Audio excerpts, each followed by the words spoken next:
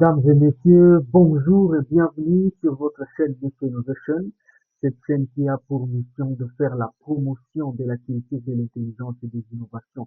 Cap au Congo-Kinshasa, où vous allez découvrir 8 femmes absolument à connaître, ces femmes qui ont marqué le paysage de la RDC, mais également qui constituent un trésor culturel et politique et qui ont marqué l'histoire de ces grands pays. Ces grandes figures puissantes, audacieuses et inspirantes sont des véritables trésors vivants et historiques de la République démocratique du Congo. Mais avant d'aller plus loin, je vous propose juste qu'on se retrouve après cette transition.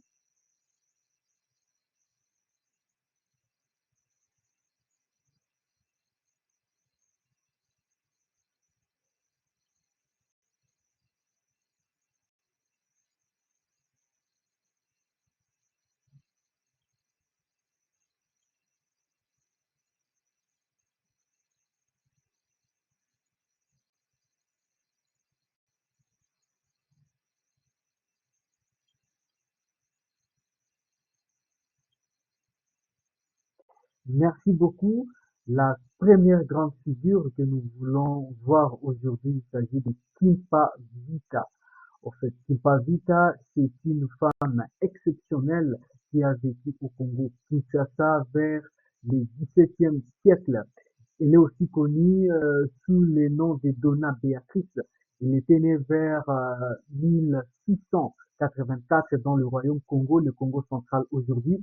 Elle est une des premières femmes africaines à prôner sur une réforme spirituelle et politique. Elle prêcha donc un christianisme africain, rejetant les interprétations coloniales portugaises.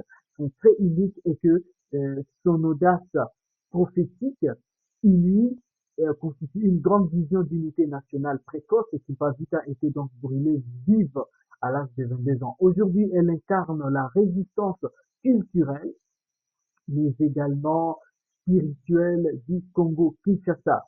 La deuxième grande figure que nous voulons voir aujourd'hui, il s'agit de Sophie Kanza. Sophie Kanza, elle constitue aussi une grande figure, une grande inspiration pour la République démocratique du Congo. Euh, alors, justement, ce que vous devez connaître par rapport à cette femme, c'est qu'elle est la première femme congolaise diplômée d'université, puis première femme ministre en République démocratique du Congo. Elle est sociologue de formation, formée à Sorbonne. Elle entre en politique vers les années 1966. Son trait distinctif est qu'il avait une élégance intellectuelle rare, un féminisme pragmatique bien avant l'heure. Ceci tend à briser donc le plafond de verre, ouvrant la voie à d'innombrables femmes au Congo-Kinshasa dans une sphère académique et politique. Place à la troisième femme. Il s'agit de Clémentine, Clémentine Faïk-Zouzi. Clémentine Faïk-Zouzi est une grande figure euh, parmi les grandes figures de flammes congolaises. Elle a donc étudié au Congo-Kinshasa. Elle a aussi décroché un diplôme en linguistique. Donc, elle a entré en politique et a joué un rôle majeur dans la préservation des langues congolaises. Elle a aussi occupé des fonctions diplomatiques.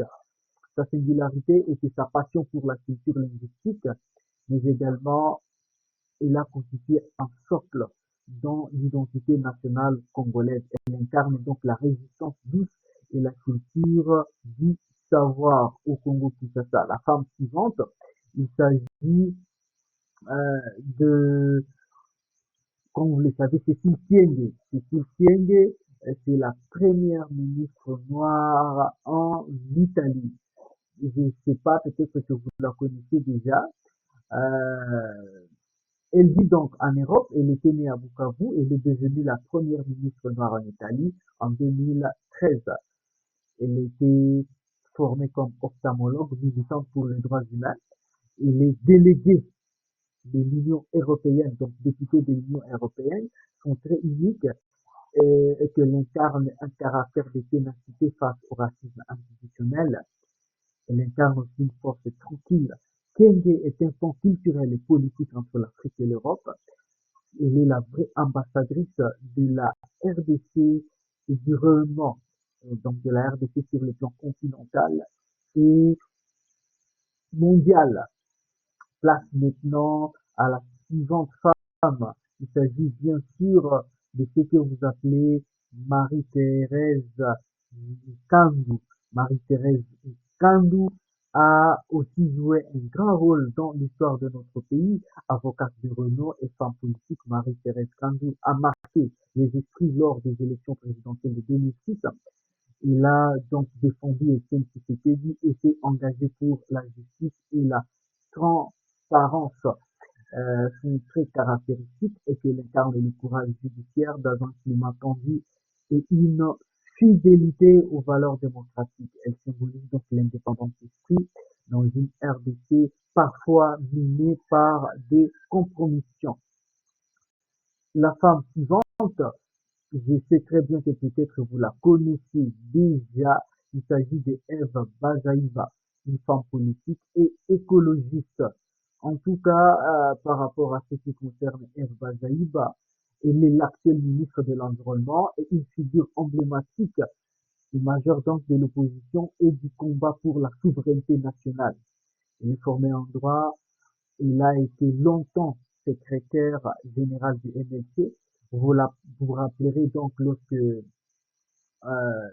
Jean-Pierre Bemba a été apporté à La Haye, pour des raisons politiques bien sûr, c'est Eve Bazaïba qui était restée comme présidente du MLC. Son trait caractéristique est qu'elle constitue une voix puissante et une résilience politique exceptionnelle. Elle incarne donc la lutte pour l'environnement et les ressources naturelles comme patrimoine commun. La femme, la suivante femme sur la liste, il s'agit de Francine Muyumba. Je crois très bien que vous la connaissez, Francine Muyumba. Elle est politicienne et défenseur des jeunes. Vous vous souviendrez que Francine Muyumba, elle est l'ancienne présidente de l'Union panafricaine de la jeunesse. Francine Muyumba est une diplomate dynamique, secrétaire aujourd'hui. Elle milite pour la jeunesse et l'entrepreneuriat. Ce qui la distingue vraiment, c'est son leadership précoce et une capacité à inspirer à l'échelle continentale et mondiale. Elle représente la jeunesse congolaise ambitieuse et connectée au monde. Je crois que la dernière sur notre liste, vous la connaissez, elle vient de Goma, précisément du Nord Kivu. Il s'agit de Rebecca Kavuo. Rebecca Kavuo, donc, c'est une militante pro-démocratie du gouvernement. Euh, Elle a milité pour le compte de la Lucha. Elle a été arrêtée et emprisonnée à l'âge de 21 ans pour ses actions pacifiques, notamment contre le pouvoir de Joseph Kabila. Son atout exceptionnel est qu'elle constitue un caractère de courage générationnel. Elle était donc activiste et elle a assumé la pacification dans l'activisme, mais également elle incarne la résistance des jeunes par rapport à cette jeunesse congolaise connectée au monde. Voilà, nous sommes arrivés à la fin de notre présentation aujourd'hui. Je suis sûr que ces femmes que je vous ai présentées aujourd'hui ne sont pas le sel sur la liste. Le Congo regorge de beaucoup de femmes résilientes, fortes, ambitieuses. Je voudrais d'ailleurs boucler cette émission en rendant et en présentant mes grands hommages à ma mère. Cette femme unique et exceptionnelle en son genre, euh, qui n'a aucune égalité d'ailleurs, je dirais, celle qui m'a orienté et forgé mon caractère. En tout cas, je voudrais reconnaître ces sacrifices ultimes et exceptionnels qu'il a enduré envers moi et qui a fait d'ailleurs de moi ce que je suis aujourd'hui. Je suis aussi sûr que les femmes que je vous ai présentées ne constituent qu'une échantillon. Il y a beaucoup de femmes au Congo-Kinshasa battantes qui se battent pour leur famille, qui sacrifient leur bonheur pour que leur famille reste unie et prospère. En tout cas, toutes les femmes du Congo, Kinshasa d'une manière générale, de toute l'Afrique d'une manière assez particulière et de toutes les femmes du monde d'une manière assez globale. Je vous aime beaucoup. En tout cas, dites-moi peut-être en commentaire, seulement dites-moi en commentaire pour vous, peut-être quelles sont euh, parmi ces femmes celles qui vous inspirent le plus, ou bien peut-être que vous connaissez d'autres femmes que vous voudrez à ce que je présente de cette émission. En tout cas, n'hésitez pas de le mettre en commentaire. Abonnez-vous et partagez cette vidéo pour faire rayonner cette figure puissante du Congo Kinshasa. On se retrouve à très bientôt pour un autre numéro. Ciao.